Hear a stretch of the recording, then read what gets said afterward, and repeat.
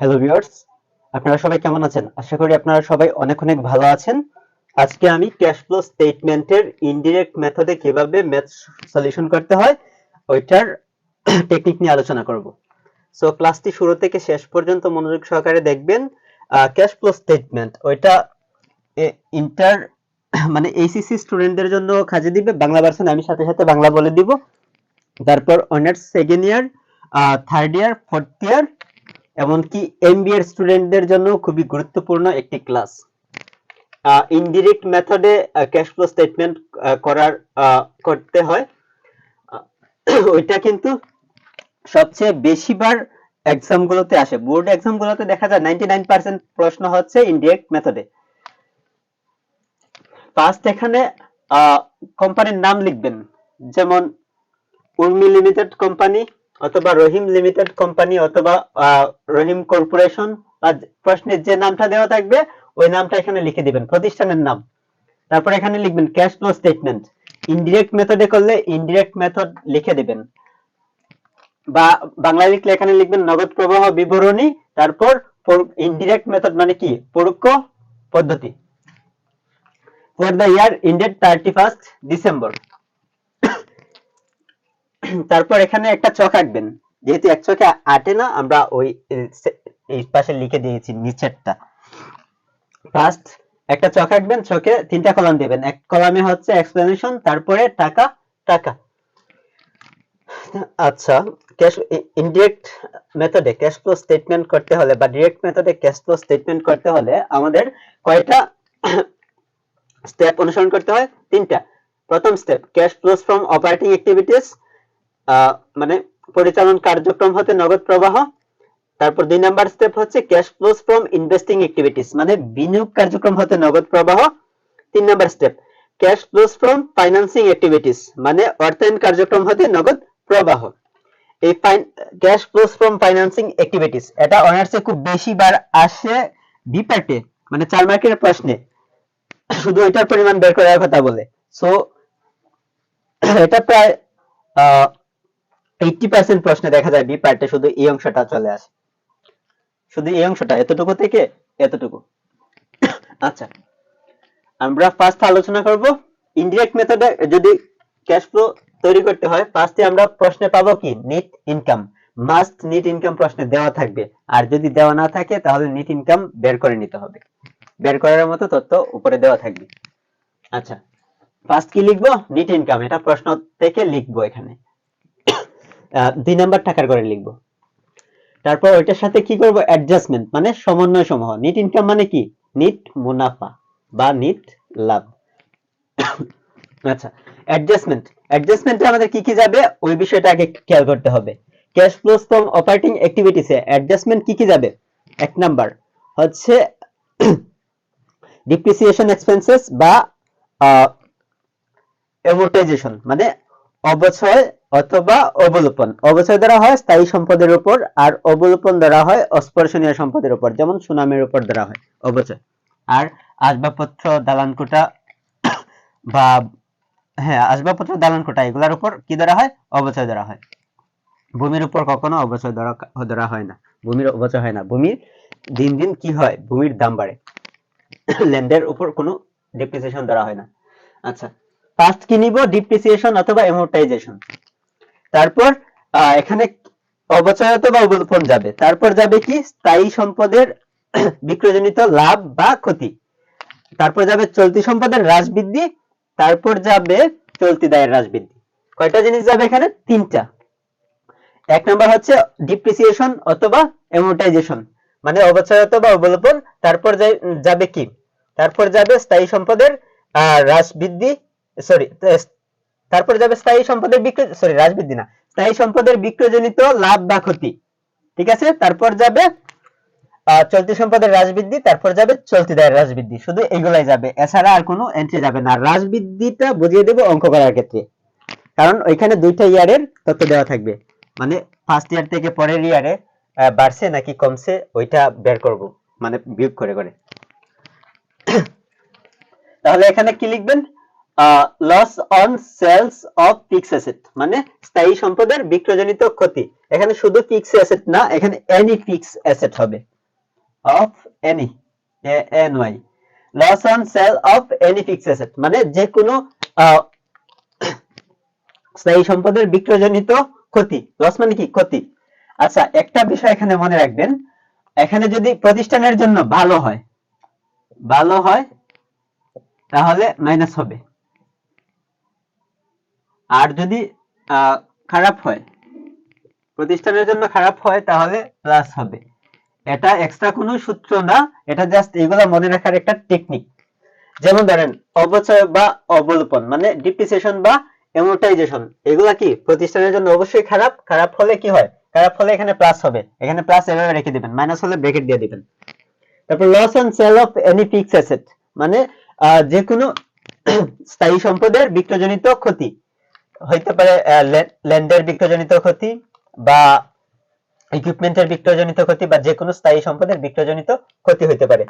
ক্ষতি হইলে কি প্রতিষ্ঠানের জন্য অবশ্যই খারাপ, খারাপ হইলে প্লাস, প্লাস।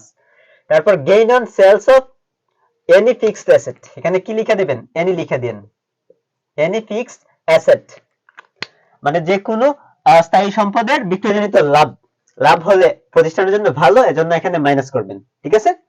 আচ্ছা, তারপর ইনক্রিজ ইন কারেন্ট অ্যাসেট, মানে চলতি সম্পদের বৃদ্ধি। ইন এনি কারেন্ট অ্যাসেট দিয়ে দিবেন, বেটার হবে, increase in any current asset. তাহলে চলতি সম্পদ যদি বাড়ে একটা প্রতিষ্ঠানের, অবশ্যই প্রতিষ্ঠানের জন্য ভালো, ভালো হলে কি? মাইনাস, ভালো হলে এটার অ্যামাউন্টটা মাইনাস করে রাখবেন। তারপর ডিসক্রিজ ইন কারেন্ট অ্যাসেট, মানে চলতি দায়ের, সরি, চলতি সম্পদের হ্রাস যদি হয়, মানে ডিসক্রিজ ইন এনি দিয়ে দেন সাথে, N Y, any current asset. যদি চলতি সম্পদের হ্রাস হয় তাহলে প্রতিষ্ঠানের জন্য খারাপ, খারাপ হলে কি দিবেন? প্লাস দিবেন। তারপর আছে increase in any current liabilities, NY, any current liabilities, মানে যে কোনো ধরনের চলতি দায়ের বৃদ্ধি হইলে, দায় যদি বাড়ে প্রতিষ্ঠানের, অবশ্যই প্রতিষ্ঠানের জন্য খারাপ, এজন্য এটা প্লাস দিবেন। তারপর ডিসক্রিজ ইন এনি কারেন্ট লায়াবিলিটিস, এখানে এনি কথাটা লিখে দিন, ইন এনি কারেন্ট লায়াবিলিটিস, মানে যে কোনো চলতি দায়ের হ্রাস। যদি প্রতিষ্ঠানের দায় কমে তাহলে অবশ্যই প্রতিষ্ঠানের জন্য ভালো, এজন্য মাইনাস করবেন। এখানে কোন কোন বিষয়গুলো যাবে আবার একটু ডিসকাস করি, যাতে ক্লাসের পর ক্লাসে শেখা হয়ে যায়। ফার্স্ট যাবে নেট ইনকাম, তারপর এটার সাথে অ্যাডজাস্টমেন্ট হবে অবচয় অথবা অবলোপন, ঠিক আছে, বা ডিপ্রিসিয়েশন অথবা অ্যামোর্টাইজেশন। এটা প্রতিষ্ঠানের জন্য খারাপ, এজন্য এখানে প্লাস ফিগার হবে। তারপর স্থায়ী সম্পদের বিক্রয়জনিত ক্ষতি বা লাভ, ক্ষতি হলে প্রতিষ্ঠানের জন্য খারাপ, ওইটা কি হবে? প্লাস, ওইটা প্লাস হবে। আর যদি লাভ হয় তাহলে প্রতিষ্ঠানের জন্য ভালো, মাইনাস হবে। তারপর কি যাবে? চলতি সম্পদের, যে কোনো চলতি সম্পদের হ্রাস বৃদ্ধি। যদি চলতি সম্পদের বৃদ্ধি পায় তাহলে প্রতিষ্ঠানের জন্য ভালো, এজন্য মাইনাস করবেন। যদি চলতি সম্পদ কমে যায় তাহলে প্রতিষ্ঠানের জন্য খারাপ, এজন্য এখানে কি করবেন? এখানে ভালো হইলে মাইনাস করবেন, খারাপ হইলে প্লাস করবেন, ঠিক আছে? তারপর যাবে কি? চলতি দায়ের হ্রাস বৃদ্ধি যাবে। তাহলে চলতি দায়ের যদি ইনক্রিজ, মানে বৃদ্ধি, চলতি দায়ের বৃদ্ধি হইলে প্রতিষ্ঠানের জন্য বৃদ্ধি হইলে খারাপ, এজন্য প্লাস হবে। আর যদি চলতি দায়ের হ্রাস পায় তাহলে প্রতিষ্ঠানের জন্য ভালো, মানে চলতি দায় যদি কমে যায় তাহলে এটা কি হবে? মাইনাস হবে। তারপর এখানে কি করবেন? প্লাস মাইনাস করবেন, এত প্লাস এত মাইনাস এত, মাইনাস এত প্লাস এত, প্লাস এত মাইনাস এত দিবেন। যে টাকাটা আসবে ওইখানে বসাইবেন। প্লাস ফিগার আসলে এইভাবে রাখবেন, মাইনাস ফিগার আসলে ব্র্যাকেট দিয়ে রাখবেন, এইভাবে ব্র্যাকেট দিয়ে রাখবেন। আমরা প্লাস ফিগার মনে করে অঙ্কটা করে নিই।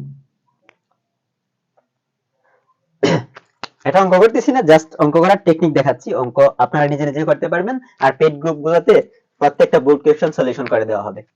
এটা যদি প্লাস হয়, এটা আর এটা প্লাস করবেন, পাবেন এটা। এটা যদি প্লাস হয় তাহলে লিখবেন net cash provided by operating activities. আর এখানে যদি এটা যদি মাইনাস হয় আর মাইনাস ফিগারটা ওইটার চেয়ে বড় হয় তাহলে এখানে মাইনাস আসবে। তারপর এখানে যদি মাইনাস আসে তাহলে লিখবেন net cash used by operating activities. যদি প্রোভাইডেড লিখেন এখানে প্লাস থাকবে, এখানে প্লাস থাকলে প্রোভাইডেড লিখতে হবে। আর এখানে যদি মাইনাস হয় তাহলে এখানে লিখবেন ইউজড।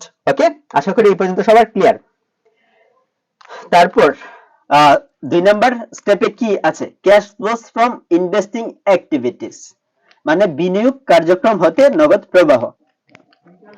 ওইখানে যাবে স্থায়ী সম্পদ বিক্রয় আর স্থায়ী সম্পদ ক্রয়। স্থায়ী সম্পদ বিক্রয়, স্থায়ী সম্পদ ক্রয় বা লং টার্ম ইনভেস্টমেন্ট মানে দীর্ঘমেয়াদী বিনিয়োগ ক্রয় অথবা বিক্রয় যদি হয় তাহলে এগুলো আসবে। আচ্ছা, ফার্স্ট লিখছি sale of any fixed asset, মানে যে কোনো স্থায়ী সম্পদ যদি বিক্রয় করেন তাহলে এটা প্লাস হবে, কারণ আপনার নগদ টাকা বাড়বে, এজন্য যে বিক্রয় করলে প্লাস, ক্রয় করলে মাইনাস হবে। আচ্ছা, purchase of any fixed asset, মানে যে কোনো ধরনের স্থায়ী সম্পদ যদি আপনি ক্রয় করেন তাহলে কি হবে, আপনার নগদ টাকা কমে যাবে, এজন্য মাইনাস হবে। Sale of long term investment, যদি আপনি দীর্ঘমেয়াদী বিনিয়োগ বিক্রয় করেন বা issue of long term investment যদি হয় সেল অথবা ইস্যু লেখা যায়। আচ্ছা, sales of long term investment মানে যদি আপনি দীর্ঘমেয়াদী বিনিয়োগ বিক্রি করেন তাহলে এখানে কি হবে, প্লাস হবে।